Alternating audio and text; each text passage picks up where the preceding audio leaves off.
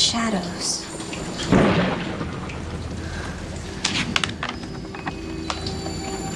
Hear now the words of the witches, the secrets we hid in the night. The oldest of gods are invoked here. The great work of magic is sought. In this night and in this hour, I call upon the ancient power. Bring your powers to we sisters three. We want the power. Give us the power. Welcome to the Witch's Haven. This is Anan Celeste, and today's topic is the Book of Shadows. Everybody has a very interesting description of what a Book of Shadow is. What a Book of Mirrors, a Book of Impressions, you can call it however you want. But at the end of the day, it's all about what you need this book to be. When I started my practice 30-something years ago, for obvious reasons, that was a term that was not in the collective around me, meaning that I didn't hear it until later on, around the 90s or such. But I always been a really good fan of scrapbooking, trying to compartmentalize on paper what I want, since I'm also media artist, meaning that I use mixed media to create things and what have you. When it came to scrapbooking and the Book of Shadows, it was a natural, yeah. So if you like scrapbooking, this is the thing for you. You can have a lot of fun with it. In a little while, I am going to show you the correspondences that I have used. Why do I use and divide the book the way that I do, while giving you a run through one of my Book of Shadows. It would be a lie to say that every witch has a Book of Shadows, or every witch makes constant use of her Book of Shadows. That's not true. Many, like grandma used to say, I don't need a cookbook to do my own thing. And it's the same thing. It's not that you outgrow what you have in your Book of Shadows, not necessarily. It's just that it becomes more like a force of habit. You do your thing already with, you do your own thing without looking back at the book. And that is just the way it is. With everything that we do, we learn a new craft, and then we move on from the instructional manual. Why this is so important, at least in my perspective? Very simple. I overheard a conversation about 10 years ago among my daughters. We were in the kitchen. I was doing something else.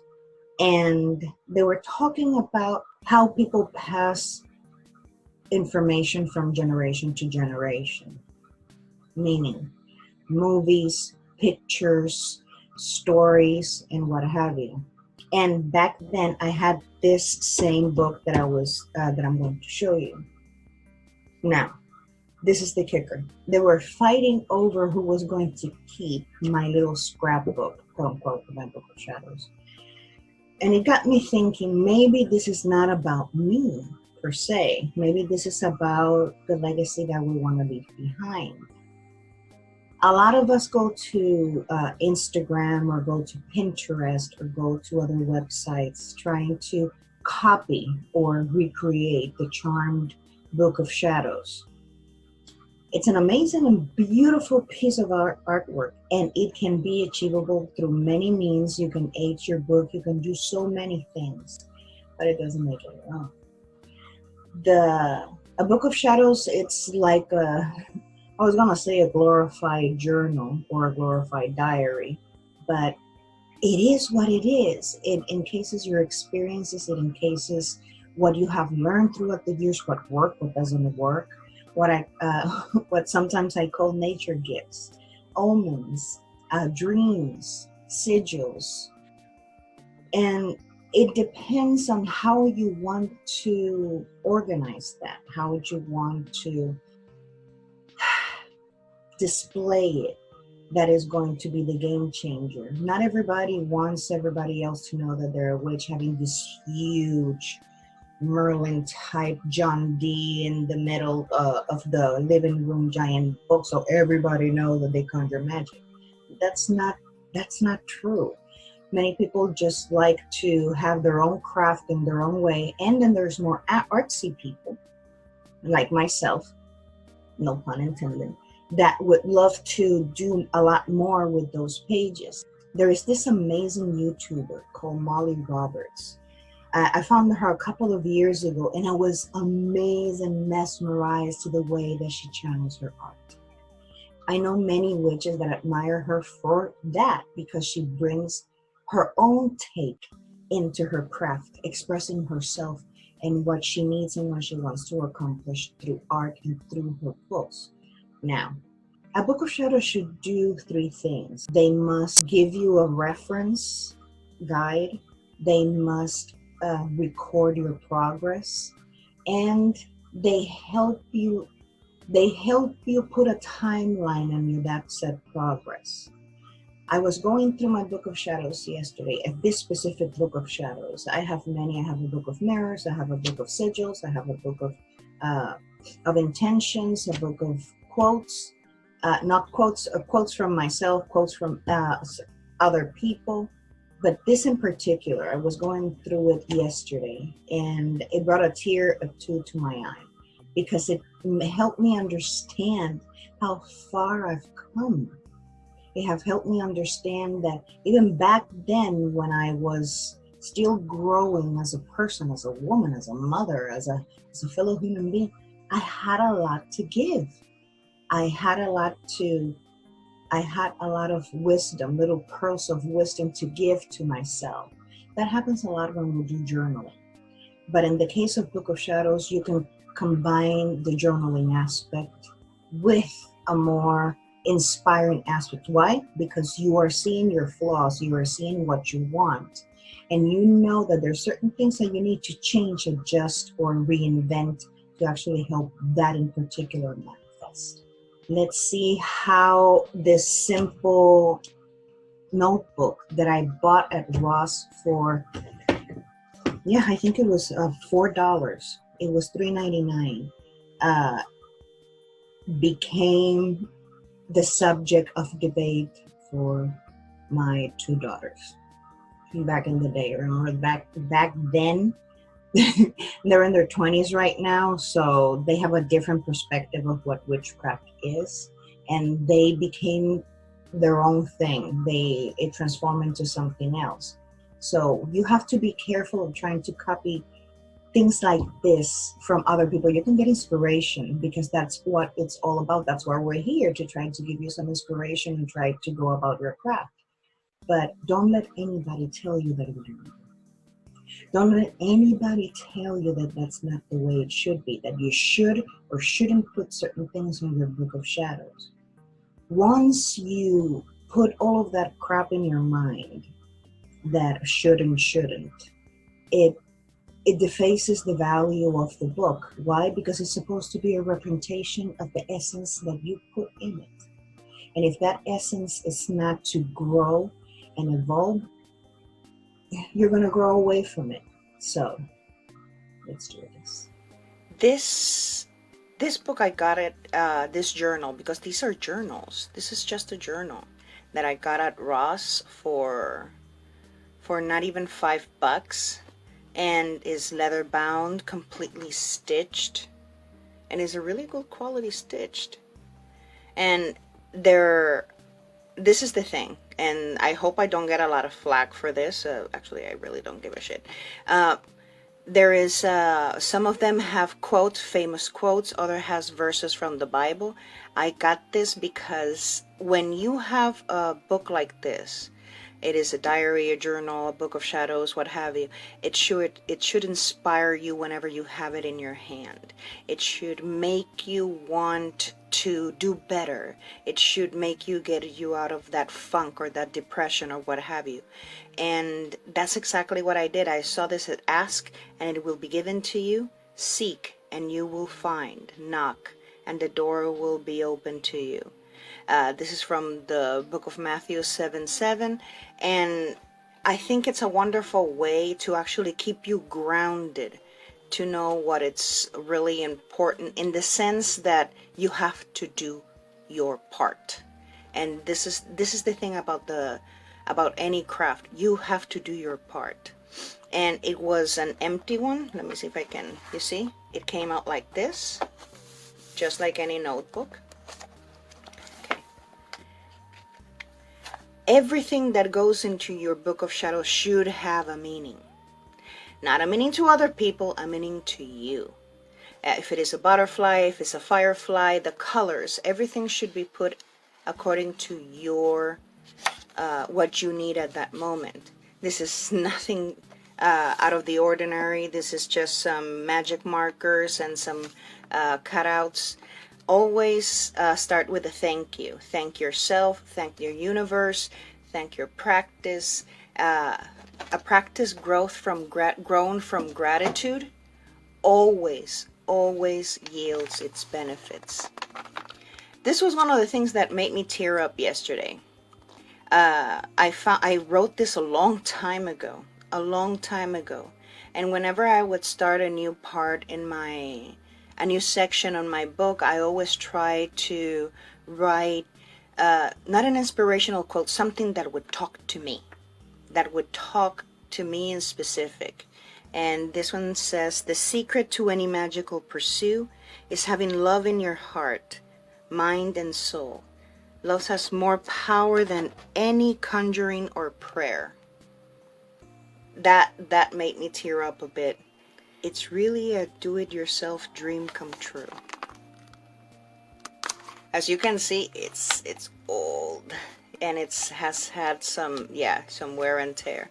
For the candles and incense properties, you're going to see a lot of references to owls and yellows, because this is how I make sure that when I open my book, it brightens up my mood. So it doesn't matter where I'm at that moment. It's going to give me a little pick-me-up. Okay. This is very good advice. Use your intuition, open your heart when doing candle magic. Whenever I use this part this way, I always put something that is going to generally help me with everything that I do. I put it like this for the simple reason that I'm losing my sight, so and it's been going through for a while, so I wanted for it to be big and to be readable and to be understood. I also put a visual of the color. It's not necessary, but back in the day I liked it. It looks kind of cute. It looks kind of nice. So as you can see, this is my collection of magical correspondences for candles. How to charge them, how to add essential oils, and how to bless them. Candle dressing.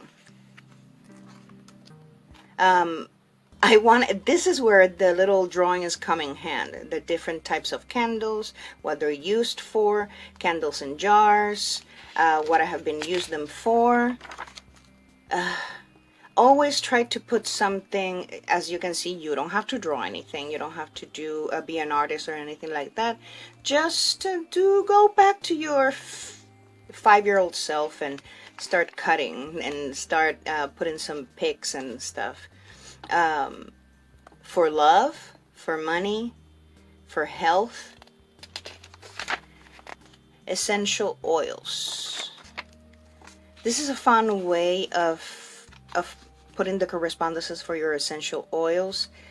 This in particular, I included even olive oil, grapeseed oil, those carrier oils that I can use to actually make other oils, and what usually they mean, what they're used for. But in this case, this is the correspondences of the things that have worked for me. This is one of the reasons why this is so weird. I've been thinking about yarrow oil for a while, and it's been poof poof, and it denotes courage to exercise and to enhance your psychic abilities. Myrrh oil, neroli oil, oak moss, musk, magnolia, lilac. If you can imagine it, it's here. Why? Because that's how I started in my craft after aside from the tarot, that was my beginning when I started doing real witchery, what they call kitchen witchery. It was through oils that I started dressing my candles and what have you. Herbal magic. This, in some cases, for some witches, is going to take the bulk of their book. In my case, I put it in another way. This is my spice rack. My spice rack. If I need something for courage, pepper, basil, chives, horseradish, nettle. For love, vanilla, cinnamon, coriander, and cereal. Nature gifts. Not every witch is going to have this part of her book of shadows. This is go with omens and nature communication and how you relate to nature and what I call nature's gifts. That goes to shells. And you want to put a physical representation of, not a physical representation, that's aside from it. You want to put something that actually represents that. I found these in old magazines. And I sprinkle a little thing. See, and I wrote, this wasn't here, so I wrote it on top of that stone. Love the gifts of nature. Many of us find a lot of feathers and pine cones and what have you, and this is where you want to put those little things. For example, gratitude rituals. And this is the quote, the little thing that I wanted to say. I am blessed beyond measure. I am thankful for everything I have. I'm enough within my own right. I am beloved child of the universe. So every time you go through that specific, this is something very integral to my practice, the spiritual baths. This is what I grew up with. This is one of the first witchy things that I was taught growing up, because I used to actively participate in the making of this for different people that were around my neighborhood or were in my family that actually did these things. So I wanted to make sure that that legacy stayed. Why spiritual baths? And this is something that I had to write here because since this is an anglicized version of my practice, I needed to make sure that anybody that would read it would know exactly what this is. Everybody knows what a blessing of a candle is. Everybody know what we use the herbs for, sachets and things like that. But when it comes to spiritual baths, I have encountered that not many people are acquainted with this. So, why spiritual baths? It helps charge and remove energies. I listed the basic baths and how to make them, when to make them, tips. Yes, I know, I'm a sticker fiend. I know, I love the stickers. Tips. No soap. Prayer is the engine that makes it work. And have fun. There are so many things you can do here. Sometimes you don't want something to be so evident, so you can fold it. You can hide things within your own book of shadows. Making pockets. For example, common herbs for baths. This is the list of the common herbs. Common add-ons for the baths. Somebody asked me about Florida water. Florida water is a huge ingredient when it comes to spiritual baths. Salt, even holy water, and cascarilla or eggshell powder. And yeah, this is me, instructions inside. We also have sweet herbal baths, and most of these are in most of them are in other languages because sometimes I try to keep it as close to the source as I can, or simple. That's how I learned it. This is the part of my spells and prayers. We have people that have religion, have their own box of prayers. People that have mantras have their own special communication with their higher self. And in my case, I needed a way to condense everything that I have learned, everything that have worked for me in my meditation, or even in my prayer back in the day when I used to go to church, and when I used to actually do the pastor thing. This has been very cathartic for me, because it comes in the form of me having that conversation with my higher self, of me trying to figure out whether or not it's about justice, growth, or I don't know, just me being a little girl trying to get my way. And I think this is a very personal thing. No two witches are going to do the same, since it's not like the litany or certain prayers, especially the pre-written ones. Those are very good because it puts you in a place where you weren't before. For example, those candles that have the saints and they have specific prayers in the back, those are very specific guidelines for specific practices for a specific purpose. When you take that into consideration, you can take that as an instrument of inspiration to make your own. It doesn't have to rhyme. It doesn't have to be something wow. It just has to speak to you. Have for emotional healing, for physical healing, for abundance spells, and yes, my St. Patrick's Day reminder here. It puts you visually, emotionally, and physically in the moment of what you need to do, what you want to accomplish. And I put this little ribbon. This is just a ribbon. This is literally just a ribbon that I glued here because back in the day, yeah, I just like the way it looks like that.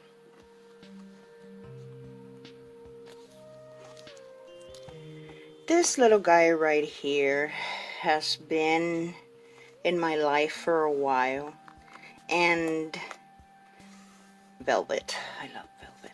It's a tiny, it's not a journal, it's more to, it has blank pages, but this is my book of sigils. I have been using sigils since, boy, I feel old. Yeah, since the beginning of the 90s, for specific things. And around 2011, I decided to put them in here, the ones that I remember, the ones that I made. For example, for my back tattoo, it's here. It has very specific meaning, very specific symbology, and the sigil of every single archetype, or how many people call it, deity, that I have worked with. Why do I do this? Why? Because there is a reason why I did that in the first place. Sometimes we screw up and we need a reference to go and say, I'm not doing that again. So this is why I do this. I also do it to do mandalas. That's for a very specific purpose. That is more to unwind, more to do with the movement of the hand, and in some cases, but not very often, when I do automatic writing. This one, it's for more hardcore, cathartic, emptying the vessel before I choke someone type of thing.